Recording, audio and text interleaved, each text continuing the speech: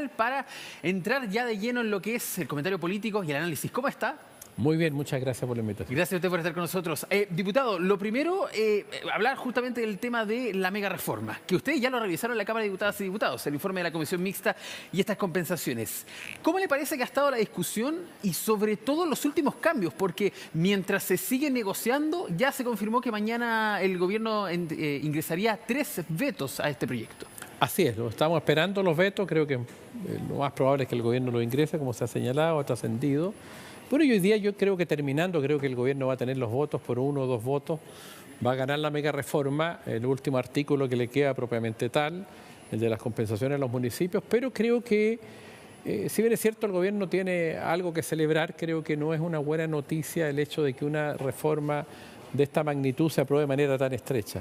Se busca la inversión, se busca obviamente que haya mayor dinamismo en la economía, pero creo que lo que más buscan las empresas y la inversión es fundamentalmente la estabilidad política. Y creo que esa estabilidad política, institucional, no se logra claramente con una reforma apoyada por tan poco. Falta además el requerimiento, los requerimientos ante el Tribunal Constitucional. Pero bueno, pero es algo que el país, más bien Kast como presidente y como candidato le propuso al país, la rebaja de impuestos, y creo que no se desajusta o no se sale de ese eje. Sí, la invariabilidad tributaria, que es una cosa mayor, más compleja y que creo yo falta, y tengo mis reparos con ella, por eso que he propuesto el requerimiento desde el inicio. Vamos al inicio de todo esto, 20 de mayo, cuando se votaba la propuesta en general. Y usted, diputado, se abstuvo. Estábamos revisando ahí lo que es el archivo de la Cámara de Diputadas y Diputados. La razón de esa abstención, pero más que nada de cómo tomó en ese momento, cómo recibió usted este proyecto. Que claro, lo que busca tal vez es mayor inversión, que el Estado tenga más dineros, pero que ha sido muy polémico y que tampoco ha cambiado mucho. Es decir, muchos dicen, ya, pero es que el proyecto cambió, mutó finalmente. No ha cambiado tanto desde ese entonces. No, no ha cambiado mucho. Mire que hay cosas objetivas. Y aquí a veces dentro de la discusión se pierden un poco algunos, pero yo no. Acá el país tiene problemas. El país tiene casi 1 millón de personas desempleadas, cerca del 9 y tanto % de desempleo. Tiene un endeudamiento del orden del 43-44% del Producto Geográfico Bruto, el equivalente, 150.000 millones de dólares aprox. Tiene déficit fiscal en los últimos 10 años, 8. Tiene los fondos soberanos disminuidos. Entonces tenemos un problema. La inversión es baja también como índice. Tenemos un problema y aquí el gobierno optó por una fórmula que a nosotros no nos gusta, pero que el gobierno anunció, que es esta de rebajar impuestos y buscar a través de esa rebaja, dejarle margen, restarle plata al Estado y pasarle plata a los privados, para que los privados inviertan. Eso es lo que hace esta reforma en definitiva, que yo no comparto, pero es lo que el gobierno prometió. Ahora, la discusión es compleja, se pierde el sentido muchas veces en los dimes y diretes, pero aquí hay una apuesta, y verdaderamente una apuesta del gobierno, que yo creo que no es el camino que yo hubiera elegido. De hecho, cuando estuve en la primaria presidencial yo apostaba por otras líneas para activar la economía. Yo hubiera subido algún impuesto, hubiera dado los incentivos, digamos, también la invariabilidad tributaria, pero específica a la inversión extranjera y a grandes proyectos, no como ahora que crea un subsistema económico. Creo que había que también incentivar la depreciación instantánea como método de inversión y otros, digamos, pero el gobierno está apostando a eso. Creo que el resultado de esto se va a ver en los próximos años. Y en definitiva, quien gana o pierde, ¿cierto?, es o se va a conocer con exactitud en 1 o 2 años más. Muchos economistas y organismos dijeron que las apuestas que hacía el gobierno eran muy arriesgadas y yo creo que también es muy riesgosa lo que está haciendo el ministro Quirós. Ahora, hay un punto importante porque usted decía 1 o 2 años, entonces también es bastante porque algunos dicen, no, pero es que este proyecto, por ejemplo, el gobierno incluso decía, el proyecto es a 5, 7, 10 años inclusive, entonces también hay algo que... El ajuste fiscal es el que se va a producir mucho más adelante, entre déficit... Pero usted ya dice que va a haber derrotados. O sea, ahí puede haberlos si fracasan, pero creo que va a generar algún dinamismo en 1 año más, en 2 años más respecto de inversión. Creo, aunque yo hubiera apostado por la estabilidad institucional, por llegar a acuerdos más amplios. Creo que eso faltó. Creo que en eso Quirós fue, como ministro de Hacienda, muy porfiado. Y creo que la invariabilidad tributaria es muy complejo lo que se está haciendo y muy peligroso porque crea dos sistemas económicos donde se privilegia a algunas personas solo por tener inversiones de 50 millones de dólares o más, y eso creo que pone en riesgo a pequeñas, medianas empresas, grandes empresas que no tengan 50 millones de dólares. Van a haber unas empresas de primera división con privilegio y la segunda división sin privilegio, y eso puede provocar no solo acumulación, concentración económica, sino que también problemas graves en algún tipo de empresa. Diputado, un tema bien importante que usted decía, ojalá ojalá hubiese existido mayor cohesión, más conversación, más acuerdos. Y uno de esos puntos que hoy día se está reflejando, y por eso se lo consultábamos a Roberto Carrasco, es los alcaldes. Incluso este proyecto logró dividir a los alcaldes, cosa que no es tan seguido que se vea, que los alcaldes entren de lleno a la política dura, porque son más dedicados al trabajo justamente en la calle, el trabajo de barrio. ¿Cómo también ve eso? Y que al parecer es un proyecto que al único que deja contento es incluso al ministro Quirós en cuanto a, o a los empresarios en cuanto a los logros, porque parece ser que ni siquiera desde el oficialismo están tan contentos como otros proyectos los han dejado. Se fue radicalizando lo último de los alcaldes a propósito de la compensación de esta mala política pública que es rebajarle la contribución a los mayores de 65 años a todos. Había que hacerlos que tienen bajo sueldo, en fin, a la clase media. Pero incluso a los más ricos, creo que es un error del gobierno, a mi juicio, bastante grave. Y la compensación generó discrepancias.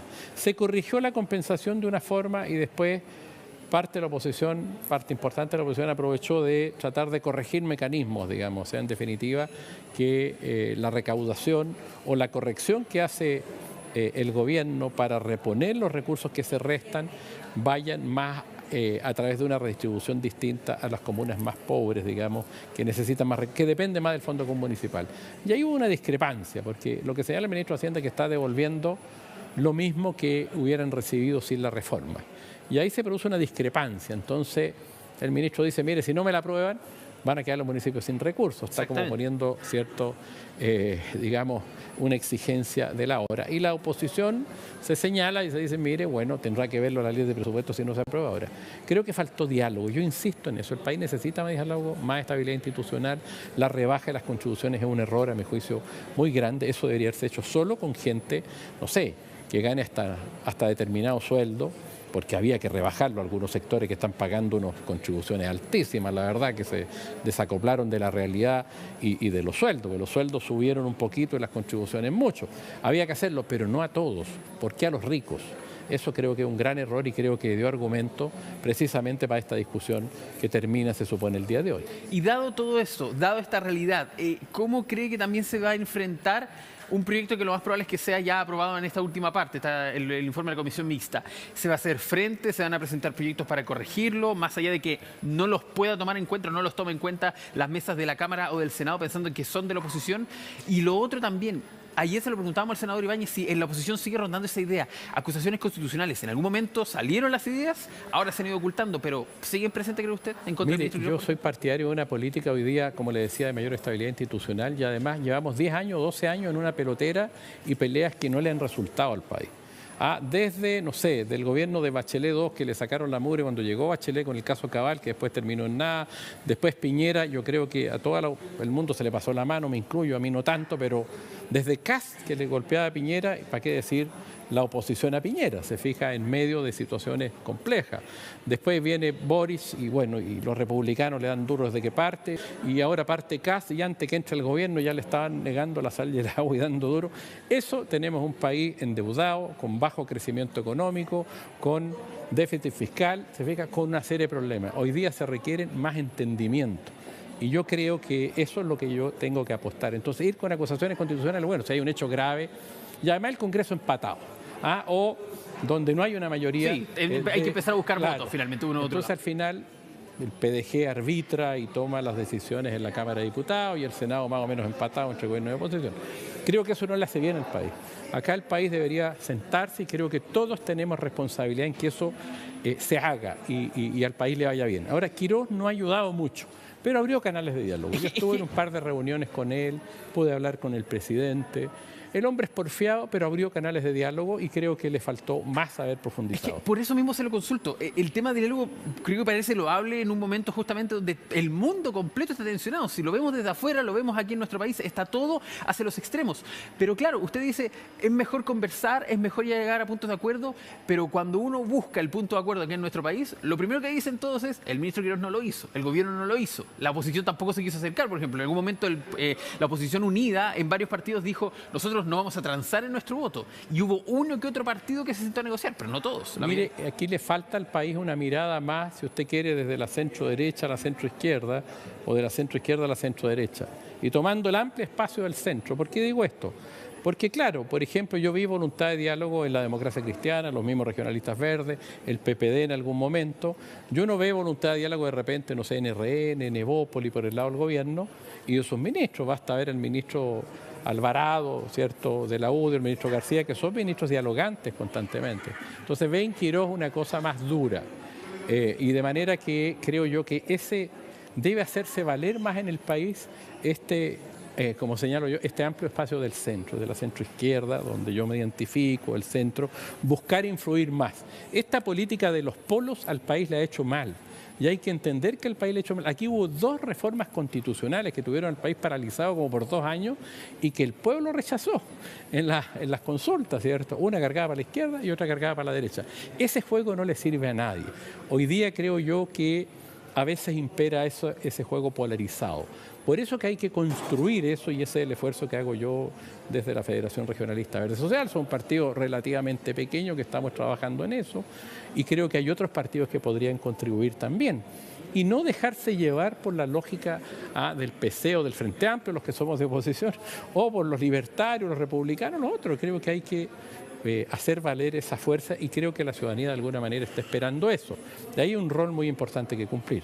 Ahora, yo espero que el CAS y su ministro de Hacienda cambien. Por ejemplo, estamos esperando una rebaja de los TAC. Venimos trabajando años porque ya por lo menos cuando estaba el ministro Arrau de Obras Públicas dijo, estoy en conversaciones con las concesionarias porque efectivamente estamos pagando más allá de los costos operacionales, más allá del valor de las autopistas, y estamos esperando eso y ojalá lleguen. Yo llevo como 5 años con el tema de los TAC, las multas excesivas. Y en esos 3 meses todavía no sale nada. Y todavía no sale nada, Ya. Entonces le esperamos al gobierno que rebaje de una vez por todos los TAC y ojalá también los peajes, con una renovación de los contratos. No se trata de quitarles plata a las concesionarias, sino que renegociar, defender un poco los intereses de la ciudadanía, que esto se transformó en un pago doloroso, los TAC y los peajes para todas las personas que usan vehículos o que usamos vehículos, y eso obviamente hay que aliviar la carga. Y ese tipo de cosas son las que hace falta, en una lógica de racionalidad, de preocupación por la ciudadanía, y yo creo que eso se espera, ¿se fija? Y bueno, y ojalá en la reforma que hace el gobierno, yo digo ojalá le vaya bien, aunque yo hubiera hecho una cosa distinta. Bueno, sí, justamente para solamente poner en contexto a la gente, el modelo de funcionamiento de las autopistas urbanas y las concesiones era, ellos empiezan, establecen un modelo y nosotros, el Estado, lo seguimos finalmente, en algún momento nos tenemos que hacer cargo, como ha sucedido en otros países, incluso Estados Unidos. Claro. Hasta ahora no ha sucedido esa situación No, de pues nos están hacernos cobrando cargo muy finalmente. caro, se pagaron y las cobraron de Sí. nuevo. Ahora, hay cosas que el gobierno ha hecho bien también. Yo destaco, por ejemplo, el proyecto de reforma constitucional para inhabilitar a las autoridades que hayan consumido, sean detectadas con drogas ilícitas. Y presentó un proyecto de idea adicional. Sí. Para meter a otra gente también. Sí, bueno, justamente queremos entrar en ese ¿Ya? tema. Gracias, diputado, también por darnos, podríamos decirlo, el pase a también cambiar de tema a lo que sucede con el subsecretario. Pero antes le quiero consultar otra cosa. ¿Se le han filtrado mensajes a usted? ¿Le han leído mensajes finalmente? Como lo sucedió a Arturo Esquella finalmente, lo que publicó Exante en esta discusión no bastante... que yo sepa. Ya. Es probable, pero no que yo Ahora, sepa. ¿leyó los mensajes de...? Leí algo, sí. Leí cuando habla de cierta... atribuye cierta inmoralidad a un subsecretario, digamos, claro. ¿Qué le pareció? Complejo. Es muy difícil levantar estas varas de lo moral, lo inmoral en la dinámica política. Pero bueno, él tendrá antecedentes, supongo, para hacer una acusación tan grave al subsecretario. Pues, yo no conozco porque él en el fondo dice que se retiren o que se tienen que ir. Y bueno, no lo sé, eso habría que preguntárselo a Esquella, pero creo que la pelea dentro del gobierno es muy dura y no le hace bien ni al gobierno ni al resto del país. Piense usted que el presidente del principal partido, ¿cierto?, de gobierno, como el Partido Republicano, que tiene más diputados, el partido del presidente y un subsecretario, en fin, están en esa discusión. Ahí falta poner orden también y creo que eso siempre es perjudicial, digamos, no solo para el gobierno, sino que también para el país, porque pone la fuerza y las energías en puras cuestiones negativas. Ojalá esas cosas se arreglen Ahora, entre ellos. dentro de todos estos mensajes que quedaron al descubierto y que fueron filtrados finalmente por Exante, Se vuelve a poner en la palestra un tema que hace rato viene resonando, que es el gobierno saca un subsecretario, en este caso el ex subsecretario de Hacienda Rodríguez, por una prueba que da positivo, que todavía no tiene contramuestra, que se testeó nuevamente, algo que va en contra de cualquier normativa y protocolo internacional, y hasta ahora lo único que hemos conocido son testeos negativos, o que al menos él ha dicho, me he hecho testeos, todos han salido negativos. ¿Le parece que el gobierno se arriesgó mucho? Podríamos denominar, incluso le jugó chueco al ex subsecretario finalmente, porque desde el partido incluso están diciendo, creo que hay que empezar a pedir disculpas. Bueno, eso es lo que plantea, es cierto, Esquella, digamos. ¿Y usted cómo lo plantea también? ¿O cómo lo piensa? Yo creo que el gobierno tuvo el temor de que le pase lo mismo que a Boris y Monsalve. Entonces, yo creo que el presidente y seguramente su ministro del Interior, que fue el que dio la cara ese día y habló y pidió la renuncia al subsecretario, vieron que si lo dejaban adentro y se les filtraba, se les iba a armar una situación escandalosa. Yo hubiera optado por haberlo suspendido. Él le ha dicho, mire, haber transparentado la opinión pública, le dio positivo, está la contramuestra, en fin, él señala que no consume droga, etcétera. Se pueden equivocar los falsos positivos ocurren, y haberlo dejado suspendido en su cargo y esperar que termine el procedimiento. Como no se hizo así, esto yo creo que es difícil que él pueda volver, ¿me entiende? Además, entramos a dudar de la muestra, de la contramuestra, de un examen, no sé, en otro lugar. Creo que así como se hizo, esto se hizo mal. Debe haberse suspendido ese funcionario mientras estaba en duda la situación. Porque obviamente él tiene derecho, si no es efectivo como él lo ha sostenido, a reivindicarse. Pero creo que se hizo mal el procedimiento desde el principio. Ahora, esto se basa todo en una ley, finalmente, que exige estos testeos y que hay licitaciones de por medio. Usted propone otro proyecto finalmente para ampliar este espectro incluso a directores de establecimientos, al presidente que no ha estado dentro de los proyectos, pero quiero ir un poco más atrás. ¿Le parece que primero hay que reformar esa ley y usted propone también una reforma porque la ley al parecer no está operando bien finalmente? No está operando porque, como usted señala, está metida en la ley de presupuestos, se metió una norma. Sí, sí. O en la última ley de reajuste del sector público, en una de las dos, que son un poco misceláneas. Y yo creo que esto tiene que regularse bien. El presidente de la República lo propuso en el marco constitucional, una norma.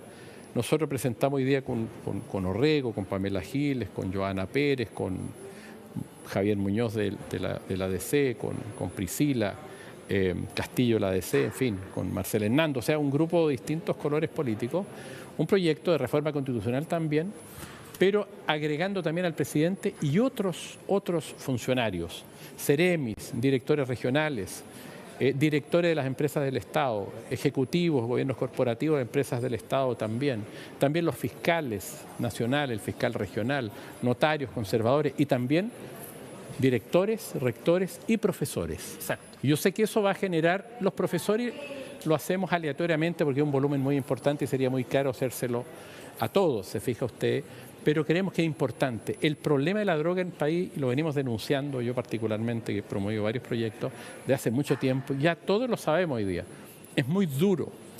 Hay muchas veces profesores que incluso da la impresión, incluso me han dicho, yo no lo he podido comprobar directamente, que hasta de repente trafican en los colegios. Y lo digo con mucha responsabilidad. El narcotráfico está en todas partes, está en los gobiernos comunales también. Entonces hay que ir y hacerle los exámenes y todo, no solo los exámenes, sino que obviamente todas las otras acciones para combatir el narcotráfico. El decomiso sin condena, que es un proyecto que yo busco, que no he tenido hasta ahora, pero está estudiando el gobierno, que es muy radical, muy interesante, que si una persona no acredita los dineros lícitos de un determinado bien, un auto, una casa o cualquier otro bien, pierde el dominio de ese bien, te fijas, si no acredita que lo compró con dineros del trabajo, de una herencia, en fin, de un dividendo, y no en un juicio penal, porque un juicio penal te demora 3, 4 años, esto es así, administrativamente, pasando por un tribunal civil, sin el estándar penal, de manera de desarticular financieramente a las organizaciones criminales, lo mismo que el secreto bancario y su alzamiento. Hay que usar todas las herramientas para combatir el narcotráfico, y creo que el examen, el test de pelo es un camino que hoy día, frente a situaciones excepcionales, tienen que haber medidas excepcionales también. Ahora, diputado, Voy a sonar un poco abogado del diablo, pero quiero también entrar en una discusión muy profunda que hay en la sociedad. ¿Por qué droga? Y en ese caso, ¿qué drogas serían, si son las drogas ilícitas? Y no otros elementos que también pueden ser perjudiciales y que hoy en día, por ejemplo, se habla muy poco. Incluso ayer mostrábamos justamente un informe aquí en Televisión Noticias de los vapeadores, por ejemplo, que también no son considerados como cigarrillos en algunas partes. Yo he visto, por ejemplo, gente fumando en el metro que tampoco son considerados como algo nocivo para los ambientes cuando sí lo son. Y ahí le pregunto, ¿cuál es el riesgo también de gente que consuma droga dentro de estos círculos? Los notarios, las autoridades políticas y también, por ejemplo, los colegios con profesores, directores y así, para que también la gente lo vaya entendiendo. A ver, yo creo que las drogas duras tienen que ser las drogas duras ilícitas. Cocaína, en fin, todas las derivadas de la cocaína, los opiáceos y otras que son adictivas y en las que hay un comercio ilícito y son las que buscan los narcotraficantes y las organizaciones criminales para, obviamente, enriquecerse. El alcohol está regulado, igual es una droga, lo sabemos, los vapeadores, los cigarrillos, pero tienen cierta regulación y no generan, aunque el contrabando de cigarrillos está generando, pero por otra razón, ¿cierto? No generan los daños tan profundos que está generando en la sociedad chilena el consumo y el tráfico de estupefacientes. Todos nuestros sectores sociales, clase alta, baja, medio, uno va a cualquier sector y hay un hijo, hay una persona y te cuentan la familia, los dramas que viven con las personas que están consumidas en la droga, ¿cierto? Que empiezan a robar en la casa, roban la billetera, roban las cosas, pues terminan robando cualquier cosa para ir a comprar droga. Ese veneno que han puesto en la sociedad los narcotraficantes hay que combatirlo desde todo punto de vista. Y también tener lugares para rehabilitar, especialmente a los jóvenes, los primeros consumidores, rehabilitar, y cárceles también para los primerizos, que muchas veces roban para envenenarse. Creo que hay que buscar también todos los elementos, en la educación, en la rehabilitación, y duro con los narcotraficantes, duro y con las personas que consumen y tienen cargo. Eso es fundamental, eso es fundamental. Un profesor no puede ser consumidor de drogas ilícitas. Un profesor debe ser un ejemplo, un ejemplo. Diputado, para ir cerrando también este tema, el presidente de la República, algo que en algunos proyectos siempre parece que incluso el gobierno no lo ha querido proponer. Usted insiste en la idea del presidente de la República. ¿Qué dice para quienes dicen que tal vez no es necesario? A ver, yo lo pongo porque debe dar el ejemplo. Perfecto. Y yo entiendo que el proyecto del gobierno no lo puso por una cuestión de orden legal, constitucional. Hay algo que quizás yo fui un poco más flexible y lo coloqué, porque creo que debe dar el ejemplo. La primera autoridad debe dar el ejemplo. Y yo creo que CAS no tendría ningún problema en hacerse. Entiendo que además, no sé si se lo hizo o no, pero establecer la obligatoriedad a mí me parece lo correcto, desde el más alto, que es el presidente de la República, hasta las personas que influyen sobre otras, como los profesores, que algunos profesores que les planteé esta idea no les gustó mucho, pero yo creo que es lo correcto. Necesitamos el ejemplo ahí también. Creo que todo el espectro, los investigadores, la gente que está a cargo de los procesos penales, Ministerio Público, fiscales, jueces, ministros, concejales, alcaldes, directivos municipales, también los directivos municipales, que también están directamente relacionados con la ciudadanía. Y son 6, 8, 10 por municipio, tampoco una cantidad impresionante, ¿se fija? Porque ahí hay una interacción regular con la ciudadanía y por lo que uno ve, yo soy un hombre que recorre el país, no solo la región de Atacama, el problema está en todas partes. Partió en el norte y como buen regionalista, cuando le dijimos al gobierno hace muchos años atrás, en el norte está entrando la droga, por Arica, por Iquique uno iba, y aquí en Santiago o en la zona central, donde están los círculos de poder, no nos hicieron caso, tuvo que llegar hasta que llegaron acá los narcofunerales y todo, y ahí fue problema nacional. Así que como regionalista también ahí le tiro las orejas a los gobiernos anteriores que no fueron capaces de ver un tema, como ahora los problemas que nos está provocando las lluvias por el cambio climático, que ha sido brutal. Sí. Estuve en Atacama este fin de semana, oye, los caminos, todo el sistema productivo de pequeños agricultores, pescadores, artesanales, que bajaron los sedimentos y todas sus áreas de manejo, en fin, quedaron dañados los canales, los pequeños agricultores, los caminos mineros. Tenemos graves problemas y espero que el gobierno se ponga, como dijo el ministro Quiroz cuando fue a Atacama, y a Coquimbo. Veamos también qué sucede ahí con justamente el proyecto de reconstrucción nacional, a ver si reconstruye también esas partes afectadas. Diputado Jaime Mulet, lo quiero decir bien, por eso lo voy a leer, de la Federación Regionalista Verde Social. Muchas gracias por estar con nosotros. Muchas gracias a ti. Que esté bien, cuídese. Gracias. Nosotros vamos a seguir con más información.